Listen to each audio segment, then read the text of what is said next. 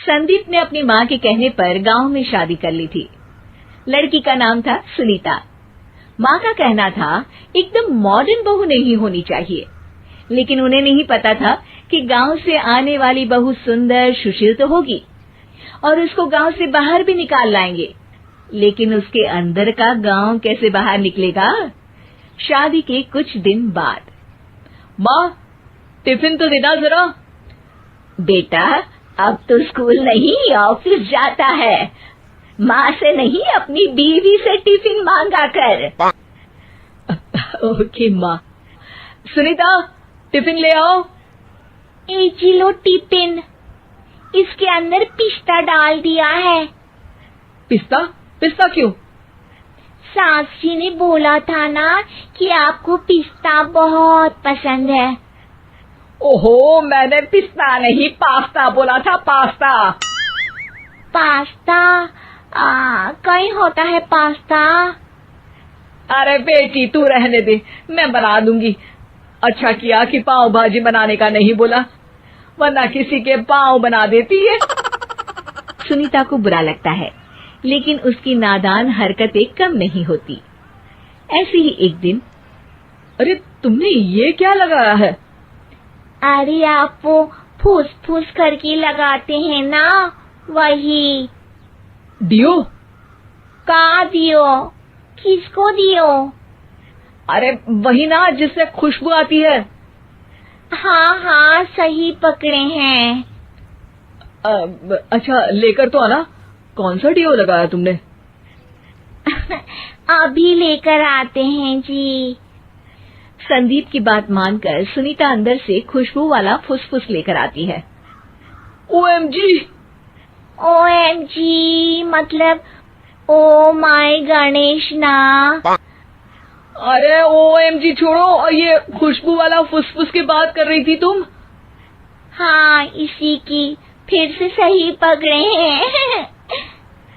अरे देवी, लेकिन आप सही नहीं पकड़े हैं, ये डियो नहीं है। डियो नहीं है तो क्या लियो है? अरे ये रूम फ्रेशनर है, जिसको कमरे में छिड़कते हैं, खुद पर नहीं। कोई बात नहीं, माँ कहती थी आत्मा किराएदार है, शरीर एक किराए का कर्म। हम शरीर पे ये डाल लिए तो क्या फर्क पड़ जाएगा।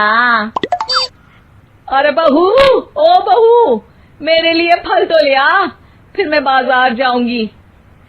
सुनीता अपनी सास के लिए फल लेकर आती है। अरे बेटा, पपीता, तरबूज और सेब फल ऐसे कैसे खा लूं? काट कर तो ले आ। माँ जी, मेरे गांव में तो खेत से उठा के सीधा खा लेते हैं। अरे ये तेरा गांव नहीं है ना। अरे संदीप, तू ही कुछ समझा देना इसको बेटा। मैं कैसे समझाऊं माँ, ये तो माइक्रोवेव को भी भट्टी बोलती है। कल मैंने बोला हाय कैसी हो, तो बोलती है किसी को हाय नहीं लगानी चाहिए। अरे सुनीता, तेरा क्या होगा? अभी तो कैसे बताऊं माँ जी, अभी हम कुछ करेंगे फिर पता चलेगा क्या होगा, लड़का या लड़की। हे भगवान, कहाँ से आ गई है? रामपुर से जी, आप ही तो लेकर आए थे मुझे। अरे मुझे माफ कर दो। पहले कोई गलती तो करिए जी, आपकी तो सारी गलती माफ कर देंगे हम। हाँ अरे बहू, मेरी बात सुन। फल यानी कि फ्रूट जब भी लाए ना तो काट कर लाना, ठीक है? जी ठीक है माँ जी, फल यानी फ्रूट यानी काट के लाऊंगी।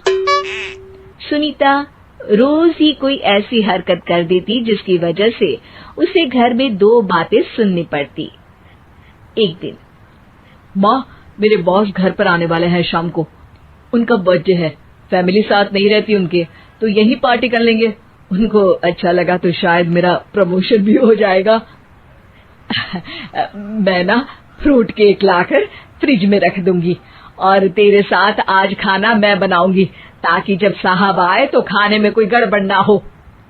शाम को जब सारी तैयारियां हो जाती है, संदीप के साथ बड़े साहब भी घर आते हैं। फ्रूट केक तो ले आना बहू, फिर खाना खाएंगे। अरे इस सब की क्या जरूरत थी, आपने बुलाया वही काफी है।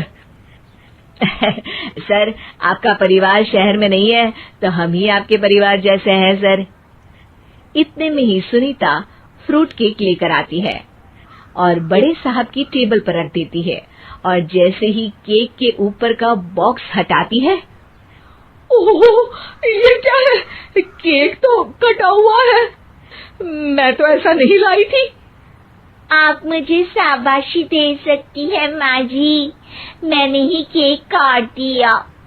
आपने कहा था ना, फल यानी फ्रूट यानी हमेशा काट के लाना, तो फ्रूट केक भी तो फ्रूट ही है ना, तो मैंने पहले ही काट लिया।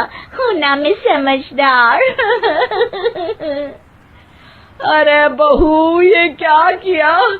केक हमेशा वही काटता है जिसका जन्मदिन होता है।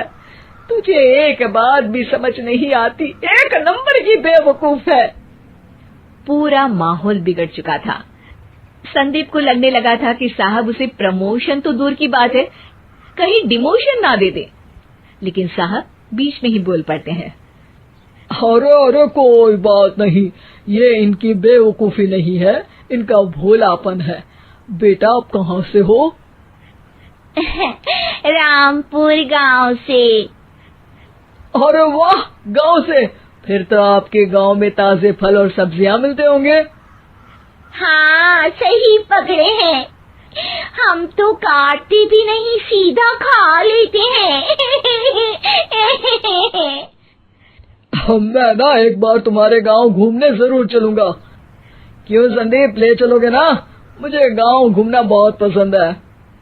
बस फिर क्या था, संदीप और सास दोनों खुश हो गए, क्योंकि साहब को सुनीता ने गांव की बात करके खुश कर दिया था। अब संदीप का प्रमोशन पक्का था। शिक्षा, कभी भी किसी भी गलती पर घबराना नहीं चाहिए। हो सकता है कि उस गलती की वजह से आगे बड़ा फायदा हो जाए।